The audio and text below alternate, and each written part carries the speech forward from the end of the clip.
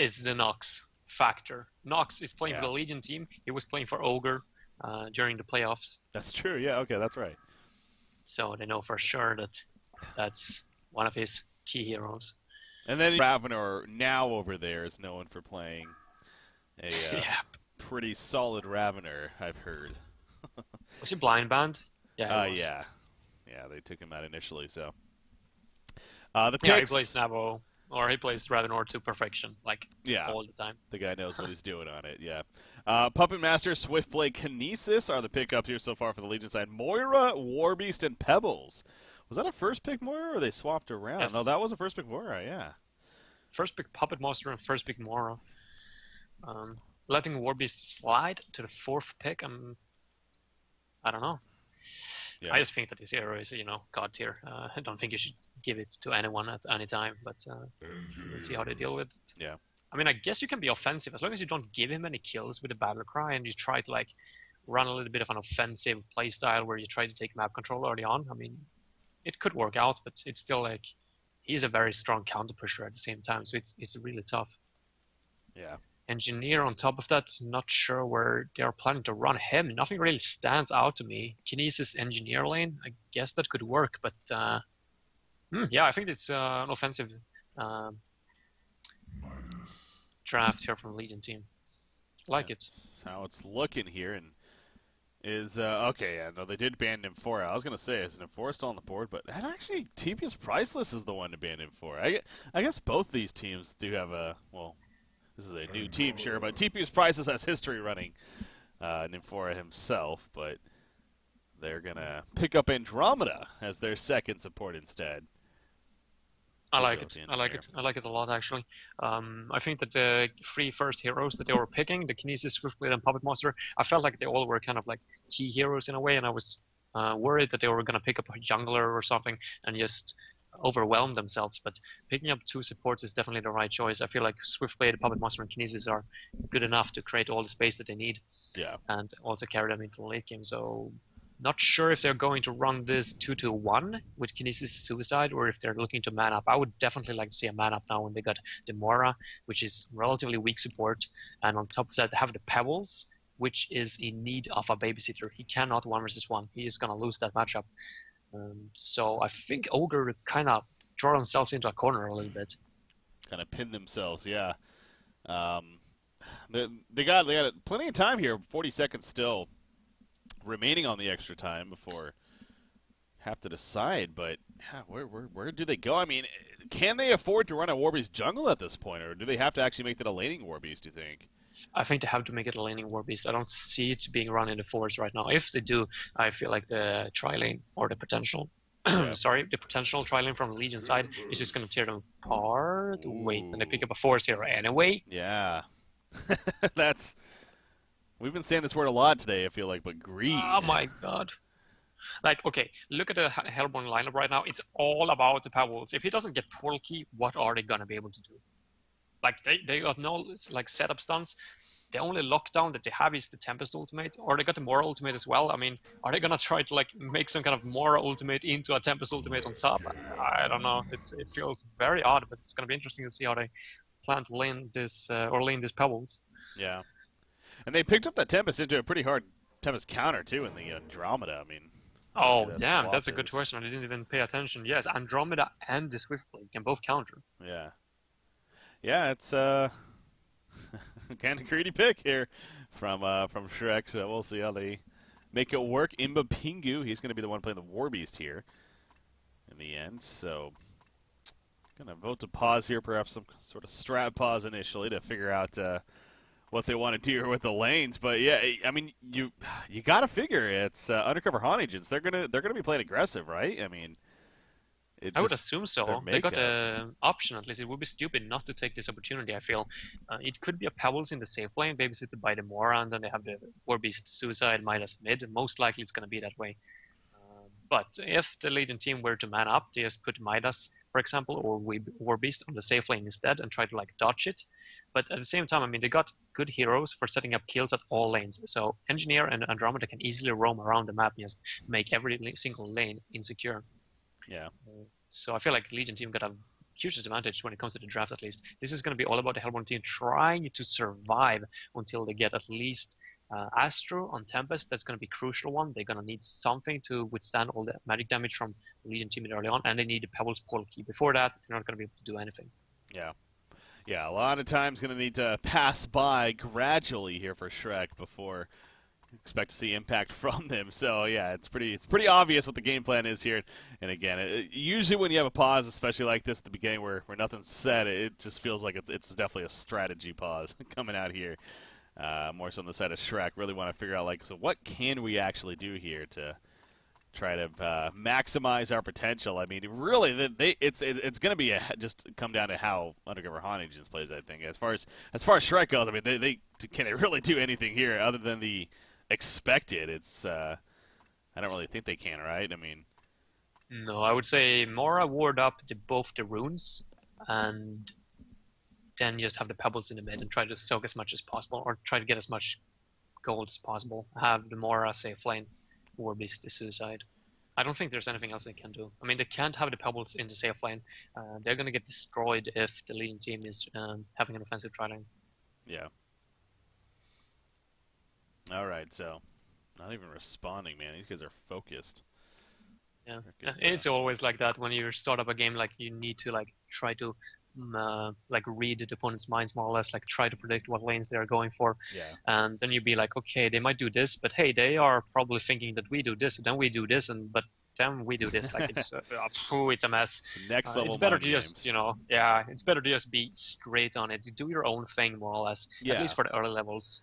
Don't overthink it. Yeah, that's and I do think we notice that sometimes with some teams where you can tell they're really trying to guess what's going on here. They do something really funky, and you're just like scratching your head, like, why? What are they doing? And it just backfires. You're like, well, that was stupid.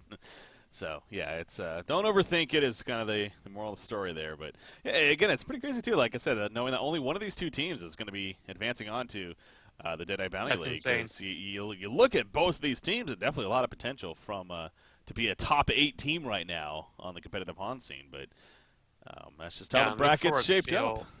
Yeah, I'm looking forward to see how this game progresses and all the other games in a round of round of 16 now. Yeah. So and actually that's so bringing that up.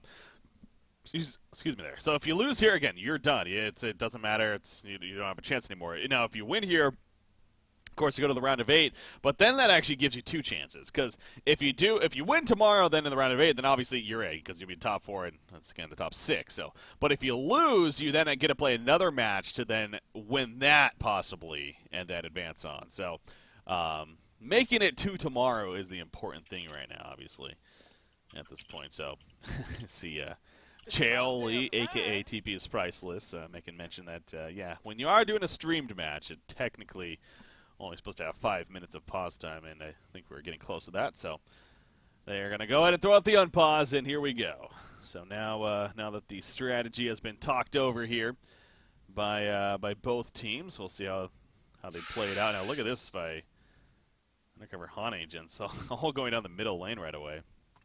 They should just try to block as many camps as possible for the Tempest, just to shut him down completely. He is not the kind of forest hero that can switch forest like Parasite, Cthulhu, for example. He needs to stick in his own forest. And if they just force the issue, ward it up, I think he's going to have a really tough time. On top of that, Pebbles went for a Logger's Hatchet. I'm not necessarily a fan of that. I feel like he should be able to last it just fine without that, especially if it was to be an offensive tri-lane, which they have to consider at least, the Hellborn side. Then that's going to come down to bite him in the ass big time. I mean, he needs an Iron Buckler if that's the case. Yeah, you see they box out Tempest pretty easily right there. And again, now the mission of blocking camps is going to be at foot, and it looks like they are shaping up to do a tri-lane. Yeah, they're running it with a Swift Blade.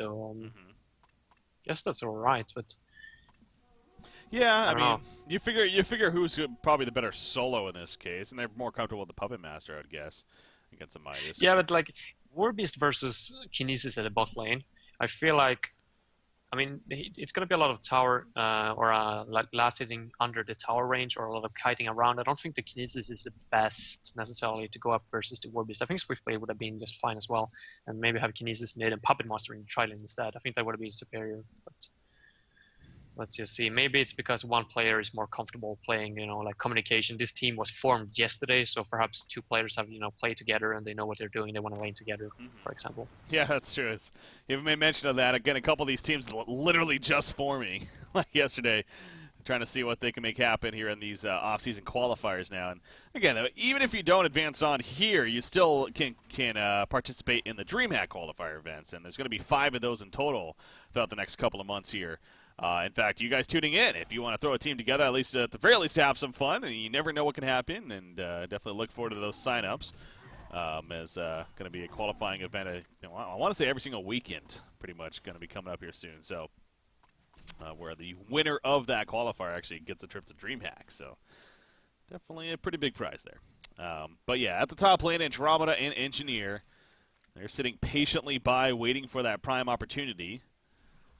You just know, a second Pebbles goes a little too far right here. In fact, it looks like that's going to be the case. There's the Comet stun, there's the Keg, and out comes the spin. You see the Morio stun happening. Is that actually going to be enough to get away? It is. Pebbles survives. That was very well played between Cluckmuck and Now. Can't believe he survived that. That should have been a dead Pebbles. Did they play that wrong on the Legion side, do you think, or was that just well played? I mean, it was definitely well played by Now, but I mean, he could have used his Stalagmites a lot earlier as well, because Andromeda and Engineer was coming out from a very clutch point where they were grouped up together. So if he would have just been sitting on that stun, he could have stunned them before anything even happened. But I think it was a little bit misplayed. I mean, the entire Swiftblade spin didn't go off. He was blocked a little bit by Engineer, but well played by Hellborn team as well. Yeah, definitely deserving of the credit there. Middle lane Midas gets a good pressure from Puppet Master. Gonna be fine, of course, but see, he's getting some good auto attacks in there. There's a lot of damage being put on by Puppet Master. I'm not going for the hold quite yet, and I'm really surprised by this, and I'm a little bit engaged on the top. Yep. Cluckmuck's going to go down. Mora's fragile target, and they get the blast. What actually happened? Wait. Who, Vian Sensation went down too. Yeah, I was like, I didn't even realize I was Engineer. I was like, look at on the mini-map, wait, who else died? But no, that was Engineer that also got picked up. So, I mean, at least to get something out of it. In fact, Pebbles gets credit for that, so. Yeah, not the end of the world. I mean, that's pretty good to get a counter kill. They are 2 versus 3 after all, and Tempest is farming really well, almost 300 GPM now. I'm really surprised. That was what I wanted to mention earlier, that they went 5 people into the enemy forest, but they didn't block a single of Tempest camps. Mm-hmm. That's true. Yeah, you see right there, he actually just places a ward of sight at the top rune camp. So, and he's already been spotted as well because Cluckmuck already had a ward of sight in place, so they know exactly where it is. Yeah, he said there's no rev wards on them currently, but yeah, wouldn't be surprised to see Tempest get that rev ward and take care of it here, as knowing what's up. So yeah, a little bit of misplace here, definitely. Start things off, and again, Gotta think that, being a newer team and whatnot. Are they gonna find him now, though? Hey. I think they should be aware of that there is a ward of sight there. Yeah. I should be fine. No? He's gonna be in a good spot. No, they're gonna go through the yellow camp. Look at Tempest always making some moves. He does get caught by Puppet Master, however. Moira's coming in with the illusion, but couldn't get there in time. And down falls Well executed, Tempest. Actually, by the leading team to rotate the Puppet Master there. Yeah, without him, that wasn't gonna be a kill. Good heads up by Seth, whoever this guy is. I'm not quite sure, actually. I talked with Shaoli earlier today about it, but he wouldn't tell me, that bastard. It's someone who has been around. I remember the name from some scrims. It's a sub-account for some player that's been active back in the days. They just can't, figure it out. Oh, that's kind of interesting there. Yeah, usually against dual supports, Tempest pretty good, 63% win percentage, but against Andromeda specifically, happens to be 1-4, so having to deal with Andromeda again. That goes back to the picked up the Tempest last. I mean, knowing the lineup they were going up against, and they still chose it. Top lane, Mora gets back before he gets caught there. So let's take a closer look as far as creep farm goes. You got Swiftblade 26-8 right now. He's doing fantastic. In fact, could get another kill right here. Keg's done backwards on it now. He's taking a lot of spin damage. He gets Stalagmites off, but it just doesn't matter. Moira wasn't even nearly close enough. He was doing a creep pull in the meantime to assist. So Pebbles goes down, and that's even more farm now for Swiftblade, who's now upwards of 450 for Nox here. So how's that bottom lane going? Middle lane, Midas. So we're going to see a Voodoo Puppet.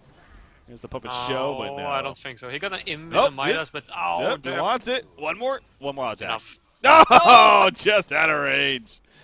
The leash. Damn, that leash. That was unfortunate. Yeah, that was really close, but no cigar, as they say. Yeah, Warbies, by the way, like quite even at the bot lane, but as expected, I mean, it's hard for Kinesis to actually last it versus these like creeps when they get into the tower range, as we see right now.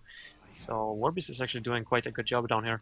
Yeah. What I don't like is that Tempest is still farming. He's level 5, and Pebbles has been level 5 for quite some time. That's enough for a combo. So if Tempest just goes over here, he can force out like the 2 supports from their forest. Yeah. I don't think he should wait for level 6. I just think they should head over there straight away. Now the lane is a little bit pushed up, but he has had plenty of opportunities to just punish the supports from the Legion side. It's very important that they do not get those early marchers and the early levels. As long as they like keep low levels, Pebbles is going to have a field day as soon as he gets his bulky. See right there, the top rune, haste rune picked up by Engineer. Able to get it before Moira can steal it with that ephemeral forge of his. So, yeah, Tempest getting involved. I mean, he has the Rigosaurus right now. He is level 6. We'll see if this is perhaps the cue to try to make something happen. But that middle lane matchup, Puppet Master 35-15, Midas 16-3. You do got to keep in mind, I mean, the Hellborn team, they're the ones with the battle cry. We usually stress how impactful that's clearly showing. I mean, this game, not so much. I'm sure it's been helping Tempest especially, if anything, but really, other than that, it hasn't been helping a whole lot because it seems like, well, they're not doing too well in the lanes overall. I mean, Warbeast himself is actually managing pretty well, but, yeah, Midas is not having a good time, I guess, is what I'm really looking at here. Nope. I would love for them to put even more pressure on the Midas. Like, I don't see any reason for why. The lane at the top has been this passive for quite some time now, for a minute or so. So they're not going to be able to get any kills on Pebbles while the lane is in this position. So the supports are just unnecessary. Sure, it's fine if they want some experience, but they should head over to the mid. There are no wards whatsoever from the Hellborn side. And Puppet Master is like the best hero in the game to set up early kills. One of his spells is going to be enough to secure a stun on Midas, and that's a kill. Yeah. Yeah, obviously what helps make Puppet Master a strong hero, definitely, with Carry Potential, has very powerful crowd control as well. So, you know, that's why very, very rarely, but the possibility of even a support Puppet Master is most certainly there. So, Tempest, he's in some trouble. Swiftblade coming in with the Ghost Marchers. No, cannot get close enough. That's so scary early on into the game. Swiftblade with Ghost Marchers, like, what are you going to do? Charging in, it's do not press R. Do not press R. And he was not able to get it off. So, yeah, now on Pebbles, that portal key again, clearly not remotely close. I mean, now, when you are in a case of Pebbles right here, how would you prioritize your item build? Would you be like, I just need to get my portal key ASAP still, or would you like make sure to get stat item build up still? Like finish I would go stats. Steam boots into Mystic probably. I would just ignore the portal key, I think, for quite some time. They're not going to be able to get any kills as this progresses. It would have been one thing if Tempest would have put pressure on the top lane and have tried to get some kills, you know, some decent farm at least on Pebbles. But as Engineer and Andromeda is already level 4, it's going to be too late for Pebbles to get up those like early pickoffs with the portal key anyway. So Steam boots into Mystic and just try to soak as much experience and gold as possible. Wait until they get Astro, for example, on the Tempest. And force the Legion team to be the one to make the move, so to say. Yeah. Now, bottom lane, Storyfighter on the Kinesis here. Again, he's doing okay, but for a short lane Kinesis, I mean, you were talking about this, though. You expected the Warbeast to actually have a pretty good time. And, I mean, that's happening, so props to you, I guess. I would have liked for Swiftblade to be down there instead for that reason alone, but, I mean, after all, it's all right. He's not getting the most of it, but he's getting experience, and that's all what Kinesis really needs in the early levels. I would like for them to transition a little bit and try to put a little bit more pressure, though. Even though it's going all right now, when this lane is pushing up down here, which I expect it to do soon, then I would like more transitions. I mean, Voodoo Puppet is up, for example, for Puppet Master in the mid. All they need is like one Veiled Rot. One Veiled Rot, and I mean, that's a kill. It's so simple. I just love that item. And I feel like it's so underrated because it adds a completely new dimension for support heroes. You can never be useless anymore, or like, you can never get into this passive state where you like got nothing to do. Yeah. Because, you know, there's a ward over there, so I can't actually gank. I just have to wait for, you know, like something else to happen. Now when we've got this item, like, just use it if you don't feel like you are like accomplishing anything, and you can get up a kill. You know, that's something we definitely saw a lot at the World Finals.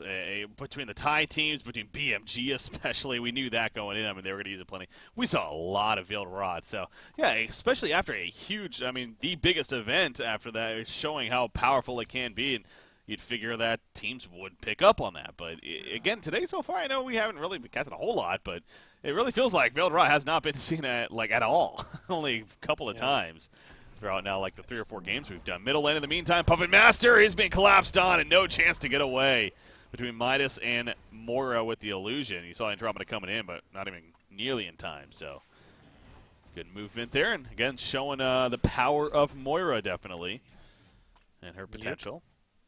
I like it. I like the way the Clockmonk is playing it right now. He can't really accomplish anything in the top, so he's the one setting up kills in the mid for the Midas. This is what the leading team should be as well. They should be playing around the Puppet Master, not Swiftblade. He's fine. He got the Ghost Marchers. He's got level 8. I mean, he's fine up here. He can run Swiftblade Suicide at this point. I mean, get Ghost, or I mean, the Shroud prioritized on the Puppet Master instead. Try to get kills with the Kinesis. Don't let the laning phase progress like this. I mean, laning phase is over after like 5-minute mark. It's 11-minute mark now, and it's like still feels like they're like stuck at their lanes. Yeah, that's true. I mean, coming up to 11.5 minutes right here. So you do see here again, Swiftblade is kind of playing more of the suicide now. So kind of agreeing with you, I guess, there and picking up on that. But so that continues to transition at this point. The roaming supports Andromeda and Engineer. They're going throughout the Legion jungle, seeing if they find anything perhaps roaming around here, but not going to be the case. And Puppet Master will run to the jungle himself even and farm up a little bit there with the middle lane no longer being there. But Puppet Master is going straight into the Assassin Shroud, so going that more aggressive route, of course, especially not necessarily being the carry focus here. Makes sense. Warbeast needs to be a little careful. He's standing next to a ward of sight. Now, he has ulti for him, but he's going to get caught here. That should be an easy kill, right? Yeah, the puppet, and Kinesis cuts him off just in case. Secures the kill, so Warbeast... yeah, he misplaced a little bit. Maybe he was afraid that the Warbeast was going to spot him with the wolves and run away, but if you put up the ultimate first and then the puppet show, the hero is going to be attacking the puppet show, or I mean attack it with the puppet, and it's going to deal insane amounts of damage. So always, if you can, when you're playing Puppet Master, always use the ultimate first and then the puppet show. Okay. That makes sense there, so almost costing, but in the end, able to come through with it. Swiftblade gets a quick blade purchase, so it's going to be brought out. Firebrand, I guess. Yeah, not going the Abyssal Skull. Going. I think I would have liked the Abyssal Skull a little bit more. Well, I feel like he's a little bit too squishy right now. Yeah, but if he gets like stuck or stunned by stalagmites, he has been showing some really nice reflexes so far and dodged every single stalagmite with the spin. But if, for example, it were to happen, I mean, he is gonna drop really down fast. Yeah, that's true. Yeah, need to be careful with that. So you got again the glowing red hands. Stressed that earlier. It's level 2 still, Battlecry, but still 22 assisted damage on those auto attacks. So. Look at the bot lane. He's picking up a portal key now. Oh, yeah, he gets the portal key here. Interesting. Looking for a jump chance at the bottom side. You see Warbeast, he's hanging around. It made it a little bit obvious, though. Warbeast has been observing this bot lane for quite some time. Okay, he's going to drop it now. Huh. But Warbeast saw him running into that outpost, so he's probably calling out to his team right now. Kinesis is missing, for example. Yeah. And possibly picking up a portal key. And he's going to show it right here. And not going to be the... Oh, no, he actually dropped it. Okay. So he's not showing it still. Straight footer being a little sneaky. Yeah, I think it's the right choice. He doesn't really see an opportunity on the map right now for the portal key to get into use. Yeah. Might as well hold on to it for the time being. You do look at the underlevel supports, though. Specifically Engineer, I guess, level 4. I mean, compared to Moira, Moira's only level 5, so I guess it's really not too bad in comparison here, but... This could be a downside. No, but you got a good point. Bottom lane, Warbeast. Yeah, he's dead. No, he's going to live. Oh, my God. I thought for sure that was going to be a kill. But it was not. And you know why? Mystic Vestments, baby. In comes Moira. And actually, they might get the turn kill on Andromeda. The Hellhounds. One more auto attack. Oh, not enough. Oh, barely lives at about 10 life. Just like Warbeast. But they both come out surviving. In the end, jeez. That's really close. Tampa's going for portal key, by the way. Really? Straight portal key, yeah. I don't know, I was kind of stressing the point that Destro is going to be really important in this game, but I guess, I mean, as long as they get it to work, it's fine, but if he were to be spotted by a ward now, for example, and the Legion team pays attention to this, then it's not really going to be helping them too much, I feel. Yeah. It's going to shut down their team fight ability as well, but let's see, maybe they can get something done here. I don't know why they're hesitating so much, they should just... Let's go, Warby's dead right here. Now, Kinesis jumps in, goes YOLO mode. That might backfire. No, he gets the shield. Oh, big Tempest ultimate coming out right here. Can Pebbles get the follow-up? He doesn't have it stun. A huge Tempest ultimate. Is it going to be enough in the end? Swift play, the sole survivor. Pebbles goes down, though. And now it's just Moira and Midas. And you look at the ring around the Rosie. A big transmute, though. And Swiftblade doesn't have another spin for 9 more seconds. Elemental Force. Moira going to cut him off. One more auto attack is needed. He's just out of range, though. Moira coming in. Going to force him to go the other direction. And I believe it should be enough in the end. It will. Oh, he dies. He died in the well. What a crazy fight that was. Holy crap. It dies in a well. Oh my gosh, that Tempest ultimate was just godlike. And again, Pebbles, he didn't have the combo. He had already used it and not even the most effectively. Yeah, neither did Midas, unfortunately. That would have been 4 for nothing, but... They still come out on top, I guess. Yeah, they got a Swift Blade in the end there. That was more or less a difference maker. Unfortunately, Warby's was dead or something during that period of time, so he didn't get any assists. They picked him off, right? That's how that whole thing started. They got him in the top lane, and then they came to fight, so... Hey, the portal key, though. Portal key Tempest. That's, he sure paid off. It's not going to happen again, though, but, like, that was almost worth it, at least. Yeah. Oh, top lane. What was that? Actually, Moira getting picked off, it looks like. From Andromeda getting credit, but I'm sure Kinesis doing most of the damage. In fact, goes back in onto Pebbles right there. Going to be fine. Yeah, I thought even Kinesis might have lived there initially, too, because he actually got his damage off, and thus his inherent defense popped up. But it is only level 1, so wasn't the most absorption. And still fell in the end. So what did Midas buy with all that gold? Okay, finishes Blood Joust, gets the portal key, yeah. Got, quite standard. Yeah. I think it's the right one. Makes sense there. Pebbles, 1760 gold saved up, so he is getting close. And you look at Swiftblade, he went the Firebrand first, but he is actually picking up the Abyssal Skull now. Got the I think that's the right one. I feel like Legion teams should try to put a little bit of pressure on. They might be waiting for that Assassin Shroud on Puppet Master, who is ready if he wants it. He got 1600 gold pulled up, but Tempest Ultimate is down. I really feel like they should try to like capitalize on this. Yeah, that's pretty much a signature thing to do, of course. It's Tempest Ultimate being down, you want to try to get something out of it, knowing how impactful it is, but I don't know if they're going to really get the most. I mean, you mentioned Assassin Shroud just being purchased by Puppet Master. It's being delivered out. Oh, that courier actually almost got picked off. Warbeast was there. He even got a hit on it, but in the end, it will be delivered to Puppet Master, so he picks it up. Ooh, look at the Kinesis, by the way. Oh, yeah, he's Invis on top of Tempest. Now, can he go by himself? No, but Andromeda's kind of nearby. No, I think he can. Well, he might not even need to, because Andromeda is coming in. Yeah, there's the Stasis Smash now. Now, earlier, they did screw up the coordination, and actually, Chelly pointed that out, so they get the kill. But that's kind of one of the reasons why Warbeast lived that first time. Warbeast is going to die now, though. Yeah, yes, he is. So, sorry, buddy. What is he doing? Farming over there. He's getting greedy, man. That Voodoo Puppet comes out, though, and, yeah, secures the kill. So, yeah, he's farming the other team's yellow camp this early on in the game. That is risky. With no vision whatsoever, or no one on the map.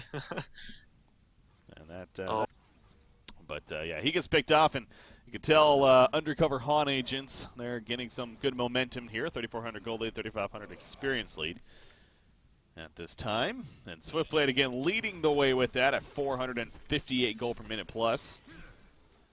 Somehow Horsebill always finds the farm. Like he's always at freaking 400, 500 GPM. Like I think Quincy mentioned it as well in stats earlier that Nox was the one who farmed the most during Season 3. Yeah, no, he's, yeah, I want to say he was the top farmer as far as Hunter sees there. You know, we got a guy named Quincy in the game with us. I wonder if he would be able to confirm that or not. But if not the top, I mean, he was definitely top 3. So he was most certainly up there, and he's obviously a player known for that. He knows how to find farm. Oh, what's happening at bot? He's no, nothing. going to be stunned. No, he gets the spin off before. Going to be fine in the end. Master continues to farm up where he can. Let's say Tablet's going to be picked up now on Kinesis, so get that Portkey Tablet combination. Always a strong one at that. Warbeast does the Shrunken Head in the works here. Well, I'm guessing it's going to be Shrunken Head at least. It could be Brutalizer, but I would definitely say that BKB is the superior choice looking at the Legion side here. Yeah. Oh, nice pick off. Yeah, that's a big one. Yeah, missed that, but I'm sure it happened pretty quickly right there as Midas comes in. Oh, there you go.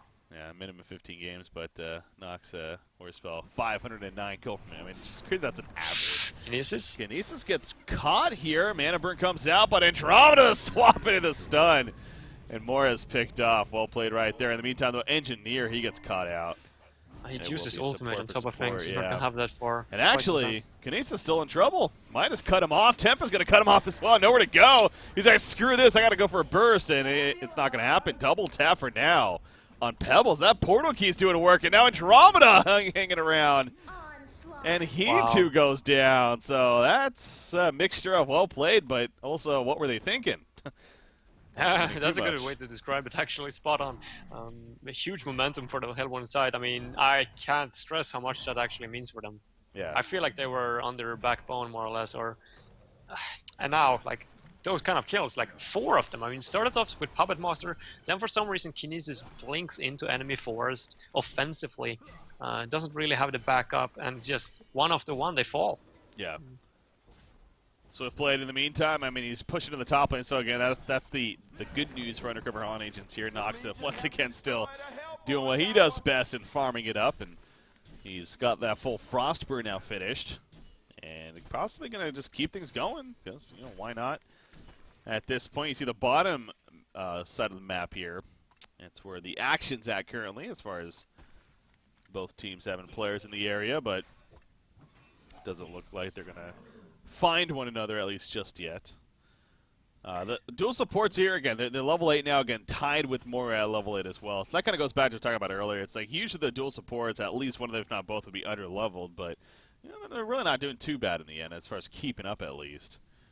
I don't know, though. I feel like they had so much momentum at the top lane, like they were free to do pretty much whatever they wanted. I feel like they should be higher. I mean, they're doing a decent job at it, but I still feel like, I mean, one of them should be like about 300 GPM almost by looking at the draft.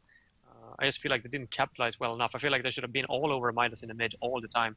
Just transition it from a dual or from a tri-lane top to a dual lane top as soon as they had secured the lane and just stop Pebbles from farming. I mean, look at the Tempest, for example. He's like the secondary support for the Hellborn team, and he's level 12 now. So it's, I mean, sure, they got Swiftblade farmed, but is it, in the end, it's not going to be worth it unless they actually put on a lot of aggression right now. Yeah. That's fair there, so we'll see how that works out for them. It looks like Paz, Pingu, going to go ahead and reconnect here. Take care of some issue that may be happening. I'm going to refresh the brackets here, see if we have any results so far. Only a couple, and maybe not too surprising, but Team Who's up 1-0 over Thanks for the MRR. Or MMR. I'm so used to MR. MMR, Thailand team. MMR. Actually, well, okay, that's this, you got Kawhi, Drents, AGB, so a couple of names recognized there. But in the 6, he's become famous lately. They're down 1-0 though to Team Who. Team Who's there's Jim Carrey, Shorecast, Lost. That's right. Those guys there. Reason Gaming. Oh, okay, Reason Gaming. Who's their roster now? Booyah Kuya. Oh, that's Immoboy. Okay. Yeah, that's Immoboy. Okay, that makes sense.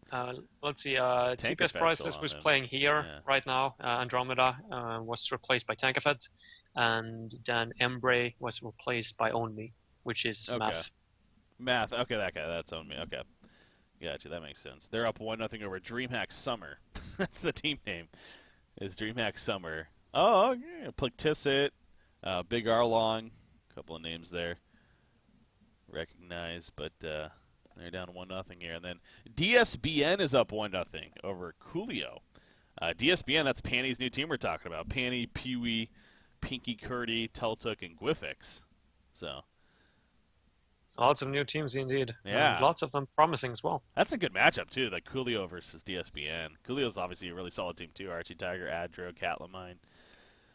Got some decent players there. Super KG's on the roster. I don't know if he's actually playing, though. It was from the playoffs. That's right, yeah. Yeah, he's not online. I think he just forgot to leave, more or less. Forgot to leave. Yeah, but like, I mean, he didn't really like. It doesn't really matter too much. Yeah. As long as you're not playing for another team, I mean, you're not really like thinking about going onto the Hun Tour page and leave the team. That is true.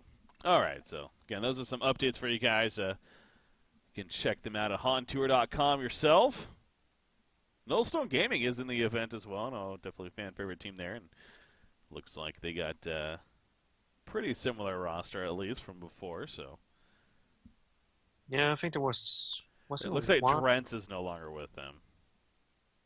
No, but he left. He left a while ago. That's true. Playoffs. Yeah. Yeah, because you got Beaverbinger, Fuzzy Sloth, Cholo Simeon, and then Masatoshi. Or Baba he was the guy that played the Swift Blade who disconnected when they were playing Sync with the Salomon game. Oh, yeah. He was ringing for them. Oh, my gosh, yeah. I remember that. Oh, that was so awkward. Yeah. Oh, that sucked. Those we had memories. A game as well. Those memories. All right, so where are we at here? It looks like, okay, he's reconnecting here. We're still in a pause. I don't know, what games do we have? If I were to put it like this, the teams in general, I think that with all those rosters changing happening, everyone modifying the rosters, I think that, not to take anything away from the former recent members, but I think that Reason is the one team that has gone up the most since the playoffs. Yeah? Okay. Yeah, I do really think so. I've been scrimming with them quite a bit, and it's just, they lost TPS or Chowley here, who were their in-game leader, more or less. So that might come out to hurt them a little bit if they don't have strict lines and no one to really make all the calls. But in general, I think that Onmi is like one of the best players out there. He's like on the same skill level as Mike. It's just that sometimes he gets a little bit impatient and that's pushing him back. But other than that, like, he's phenomenal. He's doing such an excellent job with adding like action, I could say, to Reason. I mean, they're usually playing very defensively, trying to like play the behemoth style, farm up Imba Boy, for example. But now with Omi, they're like have a new dimension to like playing mid game, for example. He creates so much space, and Tankafet is gonna bring that force role as well, which they didn't have before. So I think they're gonna be really scary. Yeah. Yeah, no, I'm looking at the roster again, and no doubt it's strong. Tankafet, again, he brings a lot of that leadership to the table too, if necessary. So.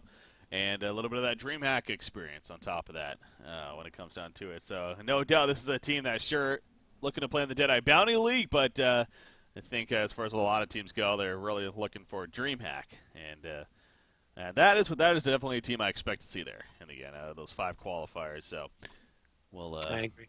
I would love to see a Nullstone there as well, because they are literally the one team who's not able to make it there themselves, let's say, because they are a US team. Everyone else is like located in Sweden or close by, so they're going to be there anyway. It's Nullstone who really needs, unless their car breaks down. I mean, that happens. Oh, yeah, like last one time. That happens. It's about damn time. But no, I mean, America, yeah. I would like to see Nullstone there as well, but they got to qualify. So. Yeah, they do. All right, looks like we are back now. Projected win percentage here. All right, looks like people liking the undercover Han agents slightly, but liking them so far. Keep an update on that. Close by. It's not a poll. What is it then? Oh, it's your projected as far as. Wait, what is it then? Projected on like stats? I don't get it. I thought that was just like a straw poll that you did. He's going to explain here shortly, I'm sure. Yeah. All right, so 24 minutes in, coming out. We got Shrunken Head on Pebbles actually getting close, as well as Warby, so as well as Tempest. He's at least has the Mighty Blade. Oh, that's going to be scary. Yeah. Last fight doing a lot of work for them. I feel like as long as they cancel the Tempest ultimate, though, I still think they are in a right position as long as Swiftblade keeps this GPM up. I mean, 500 GPM, quite impressive. He can easily rise to 600 GPM in the next 10 minutes or so if this keeps going. And by that time, with the Puppet Master, with Andromeda and the team support, I still, like, even though Hellborn team has the late game for sure, I don't think that it's going to be it's going to come down to execution. 24.5 minutes in. They push on the top tower, obviously, so getting closer now to that gold. So it's based on the game state. Oh, really? Jeez, that seems really advanced. That seems really advanced. Okay. Well, cool. Quincy over ESPN. I agree there. That's not some pretty awesome stats. Okay, so right now it's projected, as far as all that added up, that the Legion team's in a good spot to win. So there we go. Anywho, 3,000 gold saved up on Swiftblade. So yep, not sure what he's looking to get, actually. Could be a Shroud if they want to like play a little bit more offensive. I would personally prefer just having him go something like hard carry style. Maybe Wingbow, maybe split it up into a Geometer Spain. Yeah. We'll see. 400 GPM on Midas as well. He's doing a really good job. 602 this game. That's quite impressive. Yeah, Tassi here. He deserves a lot of. I mean, again, this is a -2 that was getting outplayed in the middle lane early on as far as creep farm goes and whatnot. So he actually overtaken a Puppet in GPM now. Yeah. Yeah, that's true. Jeez, yeah, about 30 gold per minute. So being active though, 6-0-2 as you mentioned, definitely a big reason for that. And he's got the Storm Spirit here early on, and a little 15 on top of that now. So looking towards. What do you think about this? Minnie and I used to mix of joke about it, but somewhat serious too, as far as the changes to Midas and his ultimate and how it can actually hit pretty hard now. Something like in a Sanitarius. I mean, is that something you could see, or you think that's more of a joke? It's actually bottom lane. They jump on the Puppet Master right here. A nice reaction, though. TP's coming in, and here comes the energy field on top of that. Warby tried to run away, but he couldn't. The strings were keeping him in, and he eventually falls right there. Moria just having some fun in the end, but not going to come out with anything. So good turnaround there from our Legion team. Yep. So your question was whether or not I could see Midas ultimate as an Sanitarius? In Sanitarius on Midas, yeah. Oh, like that? No. No. I don't really think that fits into well. I mean, he's like auto attack is more of like gaining some like a little bit more of a pressure during the laning phase. It's kind of falling off or tapering off, I feel, the further the game goes. So it's going to come down to mobility, and then that's what he's really good at. When it comes to the like mid game, it's going to be about his combo with all the spells. It's up to level what? No, wait. His ultimate, he gets up to level 12 and 14, yeah. Level 15. Yeah, he continues to increase his damage up until level 15 then, right? No, it's 4-8-12. So 12's the level 3 of the transmute. Yeah, but then he got all the... wait, let's see. Yeah, but I was thinking about the 3 other spells that he has as well. All those need to be leveled up for him to maximize the damage. Yeah, that's the case, yeah. Up to level 14 or 15, he continues like... That's what the hero is all about at that point, the combination and the burst damage. But then when it gets into the late game, when people start picking up the BKBs, it's going to be all about the mobility. And just like getting a Storm Spirit, for example, that you see here, he's using that because he has a Elemental Warp and a Pull Key, so he can easily get in and out of fights and help his allies by saving them with Storm Spirit. He's going to like pick up a Sheep Stick, for example, so that he can always like sheep the correct target. He can move around so efficient. So I don't think he's not necessarily looking into getting the, those out attack bonuses. Yeah. Fine. It's a good idea though. I love these kind of odd play styles. I mean, sometimes it works, sometimes it doesn't, but it's really fun to It's just like discuss it. I'm still waiting for the Behemoth Assassin Shroud Rift shards to pop out and dominate Behemoth the is scene. actually really damn good as a hard carry, as a hard hitter. He hits hard as crazy with the Enrage. It's just as hard as any other hero in the game. I mean, it's pretty powerful. So it owns a mid wars, I'll say that, but. I know it's not the same. It's close, though. Yeah, unfortunately, you're not going to get the same amount of farm in a real game. That's the thing. It kind of lacks the farm. Unless you're me. I mean, this game's easy, man. Middle tower, they're going to want to fight right here. Definitely want to fight. Jump up, beautiful spin. I don't know if that was reaction or not. Oh, nice job with the Arcane Vortex, though. It stalls a lot of damage. And in the end, Pebbles, well, he survives a second longer. So he does go down, denying the tower at least. Swift slashes come out. But you see the Sharken Head up on a War Beast. He's going to be able to get away, but holy crap, he took a lot of damage in the process. But yeah, I mean, Nox just, jeez. Insane reaction from Nox, but still very poor execution or very poor initiation from the Helmut team.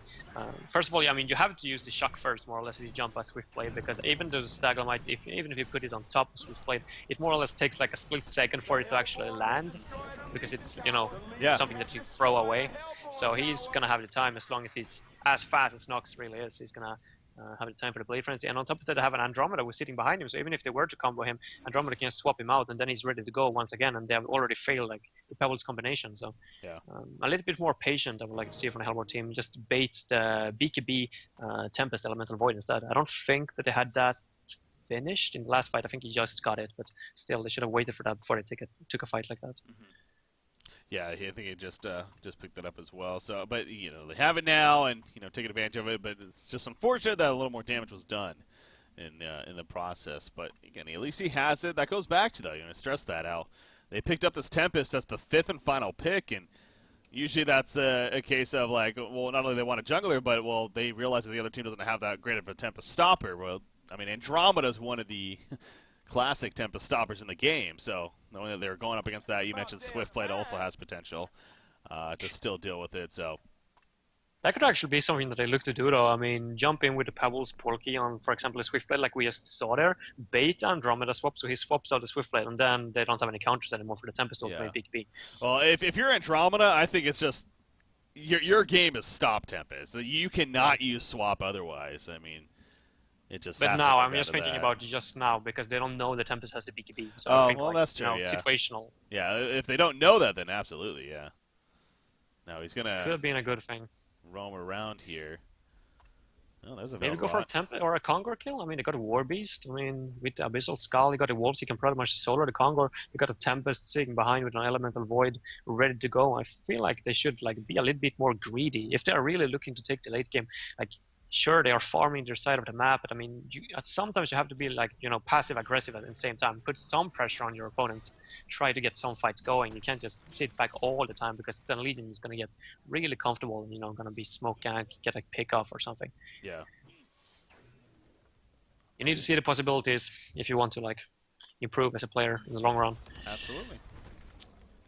Absolutely, but doesn't seem like they're really able to find an opportunity for this time being here. And I mean, there's a lot of gold being pulled up in the process. 3,800 gold on Swiftblade is the big one. And noticing here, you got about 1,500 or so on a Kinesis. Looks like a Shrunken Head himself is what he's going for, but yeah, Swiftblade. So we talked about again, he went to Shrunken Head, but now where does he go here? Will it be that so you say wing bow perhaps? I like that option there, but yep, very likely. Lex Talionis from Andromeda. Trying to amp some damage here, yeah. So later on. Wait, Lex, she picked it up? Yeah, she purchased it at least. Maybe she sold it? No, it doesn't look courier, yeah. Wow. Alright. Maybe level 2. Wait, how much armor does Andromeda get when she swaps? Is it magic armor as well that she gains? It's physical armor. It's just okay, physical. Then interesting one. Yeah. Let's amp the damage. And in one of those cases, it's a fairly cheaper item, so he does have a major totem that he's just sitting on, so that's kind of interesting. Yep. Yeah, it's TP is priceless, so the Sensation gets picked off. Speaking of Engineer, Engineer actually has a Portakey himself too. He's level 11, but he gets found in the jungle. Oh, Frostwolf Skull. Okay. On to Swiftblade here. Oh, yeah, I can see that work. I mean, they want to, you know, be passive in the team fight, or like prolong the fights as much as possible, and just as long as Swiftblade survives, they say, we're going to be able to do just fine. They don't really have too much sustained damage, actually. They have the War Beast, who's going to deal damage over time, but other than that, it's Pebbles and Midas, who's literally bursting everything in a get-go. So, yeah, it's actually a quite smart pickup. Very creative by Noxian. Yeah. Or Horsebill, maybe. Well, I like to call him Nox. Yeah, just been around for so long now. Easier and, yeah. It's the same as Andromeda, Chowli, but yeah, for me it's always TPS priceless. Exactly. It's like, why do you change your name, asshole? It's going to be the same with Imba Boy now as well. I'm going to keep calling him Imba Boy. I don't care. Yeah, I'm not. That's one that's been around for way too long. Indeed. I ain't changing, damn it. You saw right there, they almost find a kill, but Andromeda able to avoid enough and stay alive in the end. Do the Kongor. Please do the Kongor. They're in the area, but, I mean, yeah, there's no vision here or anything from... He's just sitting there for so long. He's just chilling. Kongor's bored. PTA. Maybe they are animal friends. Lapita, yeah. Oh, boy. Moira runs away before she gets caught there. Already another 2,000, a lot of gold in general. 2,100 on Kinesis, 2,600 on Puppy Master. He's working on the Hellflower here, it looks like. As, well, I mean, it could be Harkon's Blade. I guess to not put that out of the question, but probably going to be a Hellflower. I would prefer the Hellflower, yeah. But, I mean, once again, the Hellborn team, I mean, they were in the offense or Legion's forest. They were trying to get something happening. Nothing really, you know, came out of it. I feel like they need to force it a little bit. Now they're giving away a dual-stacked Ancients to Legion side as well. Even though they have the heroes, it's not going to matter if they keep falling behind in experience and gold. Like, they got to do something, I feel. Yeah. Moira, okay, that's an illusion, so... They do a lot to take care of it, but... They get that illusion killed at least. And now they're pushing in the bottom secondary. This is one of 2 towers still remaining on the outside of the base. The Hellhound actually scouting out this engineer. He's thinking he's being pretty sneaky, hiding in the jungle. Waiting to jump in with the Porky, but... Big push happening at the top lane now as well, so I'm intrigued to see what Legion's team is going to do. They could go for Kongor and just let the top tower fall. And force Hellborn team to kind of make a decision whether or not they want to defend Kongor or take the top tower, or they just TP up here. Yeah, they're going to do that. They're going to play it safe. So both teams, like, feeling pretty confident in their position.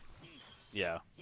Yeah, it's, I mean, the stats say right now that Undercover Han Agents, 8,200 gold lead, 10,000 experience lead, so they're in a pretty good spot here themselves. And it probably has what you were talking about earlier to do as well. I mean, the fact that the loser of this is actually out. Yeah.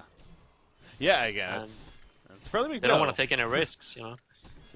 It is, like I said, it means that for the next, like, I think it's like close to 2 months for the Deadeye Bounty League, you're not participating in, because obviously it's this event qualifies the 6 teams that are going to join Sync and BMG. So now again, there are other events, aka the DreamHack qualifiers, but still, you want to be able to compete for those $20,000 in total. That's in prize pool there, and again, especially knowing that every single game there's a chance to win money is pretty cool too. So, yeah, pretty big deal. Yeah, I like that. And yeah, looking forward to that format. That's it's going to be a lot of fun. So, it's unique at least. So it is, yeah. And I mean, I'm not saying that's we're the first ones to ever do it in the world of esports by any means, but it's definitely unique for our scene at least, and it's definitely fairly new. I mean, or not new, but just rare, I guess. Better way to put I like the way it works with if you 3-0 someone as well, you get you get a bonus. Yeah, it's $100 per game, and then if you go 3-0, it's 500 total. So you get a extra bonus there for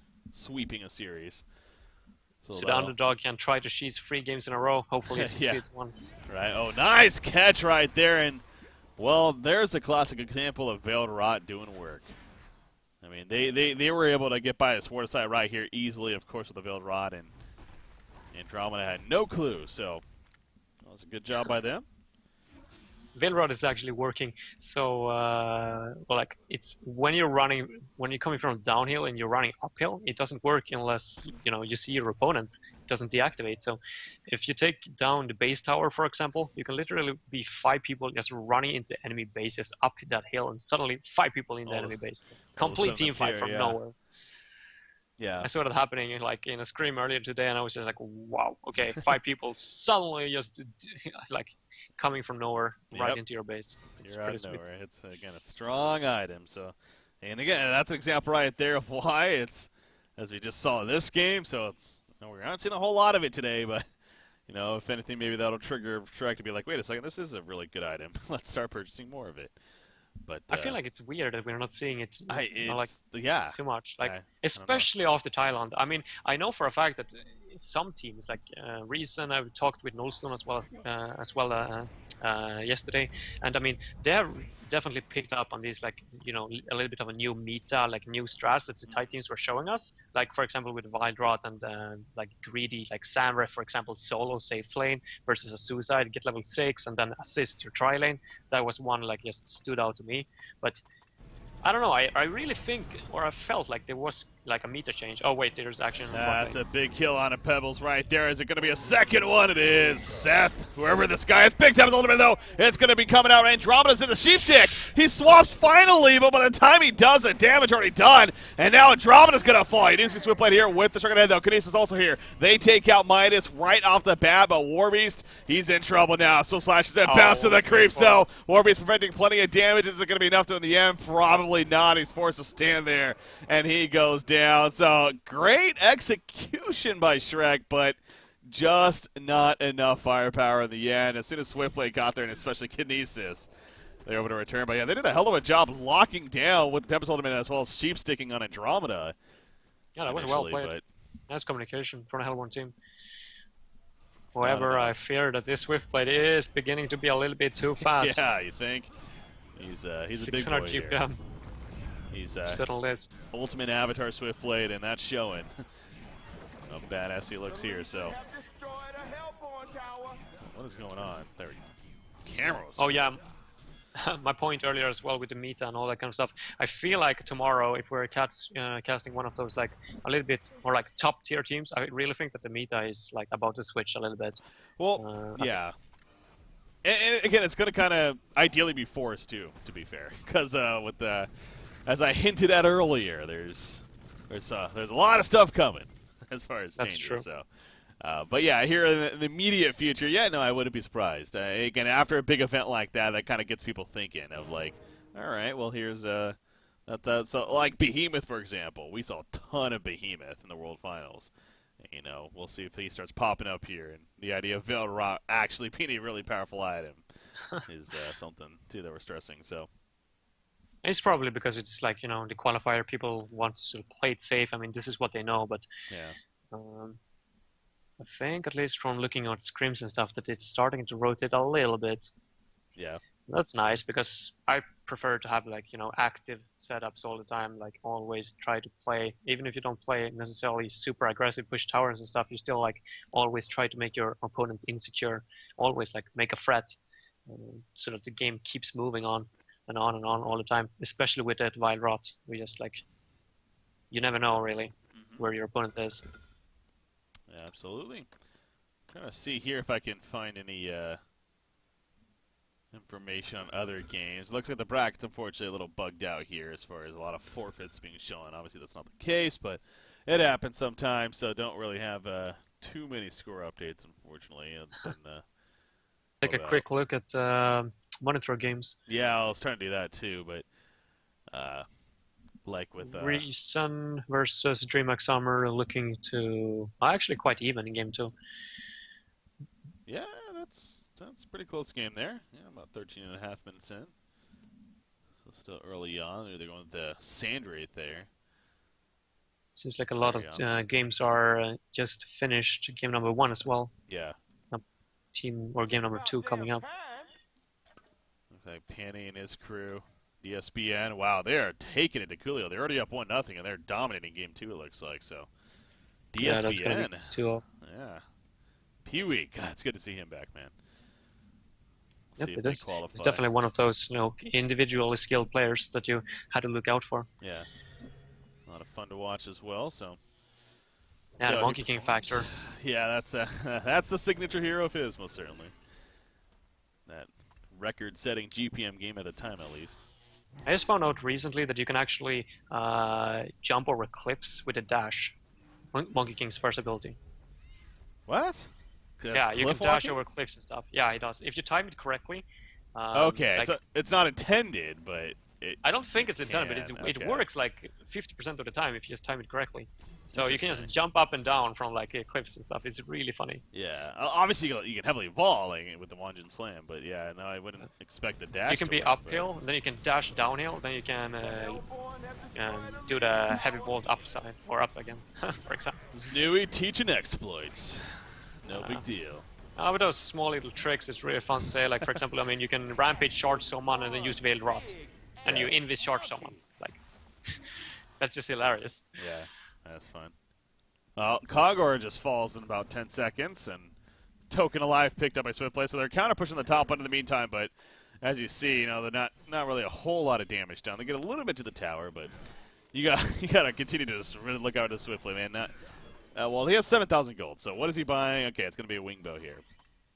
Is his option, and you know, I mean, I'm thinking about it. It's like, is wingbow really his best option? Honestly, it is more of a defensive choice than say like a Savage or a Rift Shards, of course. So, and he already has a Frost of Skull, a Shrunken Head, and a Geometer's Bane. So I think they're just sticking to the philosophy that if they survive, the Hellborn team doesn't have the damage over time. Yeah. It's only the War Beast, and he's not that fat. He's gonna possibly pick up a Demonic Breastplate. That's gonna up his damage quite a bit, but he's still not gonna be a match for Swiftblade. So as long as he survives, you know, it's gonna be enough. I think that's the mindset at least. Yeah, I mean, he has a lot of potential for that now. So yeah, there's no Savage. I could definitely see the Savage as well, though. Yeah. Warbeast might be going one now, especially that he sees that. I mean, he is sitting on 4,000 gold. Oh yeah. Pebbles went for the Bulwark actually, so yeah, very likely. Yeah. I mean, a lot of gold being pulled up once again. Look at the Hellborn side. I mentioned Warbeast, but 3,000 on Tempest, 2,500 on Midas. There's 1,600 on Pebble. So again, just a lot of farm kind of going around here. Yeah, they like to play it passive. I mean, I gotta give it that. I mean, yeah. there has not been too much Veiled Rod ganks or crazy base pushes or anything like that. No, even, like, we have got one Conquer kill now, but it's 43 minutes in. I would like to see 3 at this point. Yeah, true. Yeah, no, it's been a very safe game. Middle lane, Swiftblade, he's going to be fine. Midas just toying with him, really. In the end, though, again, he doesn't have lifesteal anymore. We see he got rid of the Abyssal Skull, so... is it on the courier, or did he actually sell it? It looks like, yeah, it looks like he actually did sell it. I don't know if he made space for the token or not, but... Either that or our support is holding it, but I can't see, or I don't see. Yeah, so it doesn't look like it. Probably sold. Yeah, he does have post haste too. I didn't even mention that, but he's got that taken care of. Puppet Master going to Soul Spork, by the way. Not his everyday item, but I guess they figured someone gotta get it, I guess, and if he feels like he's the best option, like they don't really have anyone who can get it, I guess. Yeah. It's a Swiftblade, but he prioritizes something else. So it's good. I like this kind of like pickups. I mean, that's something that you should do. Same goes with like Astro, for example. I feel like it doesn't necessarily have to be a Force hero going for Astro. It can be a Suicide hero or something like that as well. Yeah. As long as you get it. Yeah, like Flux is an example that, you know, those heroes that just build a Crusher Claws anyways.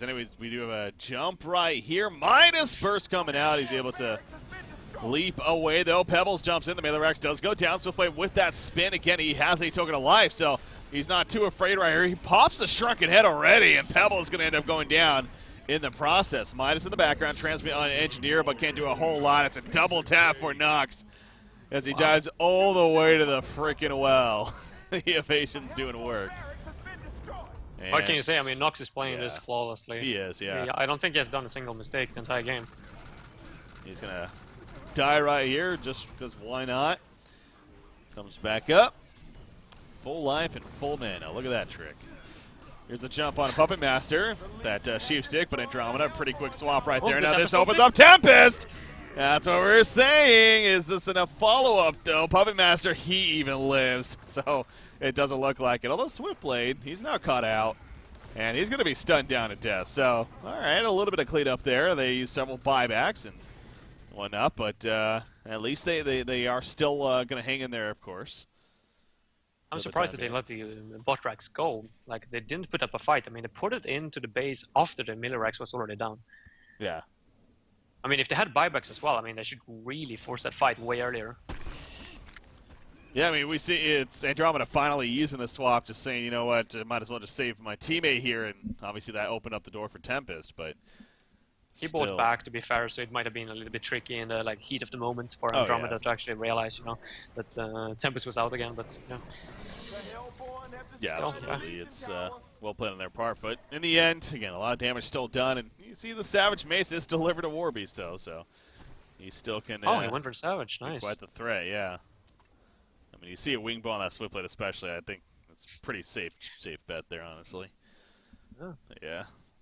I don't think Hellborn is out of this by any means. So if they can get a Restoration Stone on Tempest, it's just the fact that they let the Rax go at bottom that disturbs me. Like, if they didn't let that go, I mean, I feel like they would have been in a good position still. But now it's leaning towards the Legion side of it, definitely. But One more item on War Beast, you know. It's I know I'm probably gonna get some crap for this, but I don't know what it is, but it does feel like that Swiftblade isn't necessarily the best late game hard carry. Now his skill set scales pretty well, so what I'm saying might not make a lot of sense, but I don't know, it just feels that way. That he's not the absolute best. He still does really well compared to a War Beast though. If they are both 6 items, War Beast is gonna take it. Yeah. It is the mobility and like the ability to disjoint and be magic immune for such a long time. I mean, he doesn't have to pick up a PKB. That's kind of like his strength. Even in the late game, he can use the spin, like so he gets an extra item in a sense. But yeah, when it comes to last hits and stuff, I mean, Dark Lady, for example, is definitely wrecking him in a 1v1 situation. Yeah, it's it's obviously the skill set really does say that he absolutely is a solid, very solid late game carry, but not the best, but is up there. Nope. Doesn't matter though when he's 200 plus GPM, higher than anyone on the enemy team. I see they gotta take that in consideration in a game like this. So look at the illusions alone, just pounding away at the racks, and you're gonna have to be dealt with one way or another. So eventually, take care. I really hope they don't make the same mistake as well, or again to wait too long to port back to base. But Warbeast is still at the top. He's pushing that lane, and Legion team is aware, so they're just trying to get as much damage done on the racks as possible. But don't let it fall too soon, because 1 lane is fine, it's nothing, but 2 lanes, then it's gonna get crucial.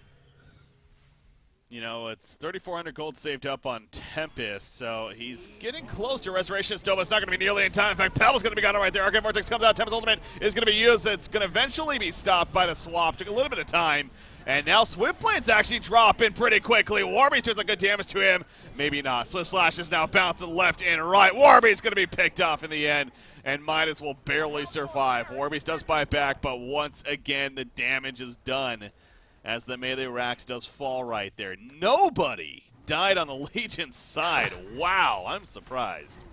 Yeah, well played by their part. I liked the spirit right there, just jumping straight in, getting the pebbles, try to lock him down, get the energy field up, for example, for Engineer. It was well played. Yeah. Hellborn team, though, I mean, it was like I was talking about. I mean, they wait too long to port back to base. I mean, Warbeast had to port back, and that's like additional 5 seconds or something before he can join the fight, and it just comes down to bite him. I don't see the point of him. I mean, sure, he can farm 1 or 2 creep waves, but in the long run, it's nothing compared to Arax. Yeah. Yeah, it's he's putting it right there. They even had that in mind of, watch out for Tempest buying a Resto Stone and keeping it in the stash. We have seen that before. Pretty legit strategy. It definitely can work, but obviously we knew that wasn't the case, and that showed right there. So Tempest, he's going to continue to farm a little bit more, even going around and see what she can make happen, but it's just a matter of time now. Once again, it feels like for undercover Han agents to push towards the top lane and really try to finish things off. Tempest, that is the real Tempest. Kinesis coming, and he pops the Shrunken head preemptively. He knows that he's in trouble, and he will get away, but now Shrunken's down for 55 seconds, and they definitely saw it. Yeah, and that's of course a big opportunity. His ulti's down, so there's a lot to worry about here. He actually buys a Blessed Orb, so... But again, with the buyback, he's well behind getting a Restoration Stone. Yep, he's not even going for it. He's going for a Sheepstick, I think. He got the best orb. Yeah. So I even said that, and then I still thought Restoration Stone, but yeah, that's I mean, it's so common. I mean, I feel like that's definitely the way to go with Restoration Stone. As long as they have someone, I mean, they did it when they were fighting at bottom, jumping in, sheeping the Andromeda with the Midas. It was well played, but on the tier part, and last 2 teamfights, they just haven't. Oh my God. Warbeast nearly gets 2-shot by Puppet Master. Arcane Vortex going to stall a little bit, but it just delays the inevitable. What burst showing by Puppet Master right there. Open with a Voodoo Puppet, and yeah, he basically 2 hits took him down to 10% life. And GG well played in the end. So yeah, it's just too much firepower coming out for undercover Han agents, and they do defeat Shrek here in game number 1. So congratulations to them. But once again, as always, that is just a first game of a best of 3 here. So things move along, but overall just solid play by the Legion team. There any final thoughts on that first game, Snooey? I think it was all right. Played by both teams, I guess, to a certain extent. a little bit more aggressive playstyle from the Legion's side I would like to see, especially punish the Tempest a little bit more, the greedy plays that they had. Try to put on, try to take over the enemy force more or less. I would like to see a lot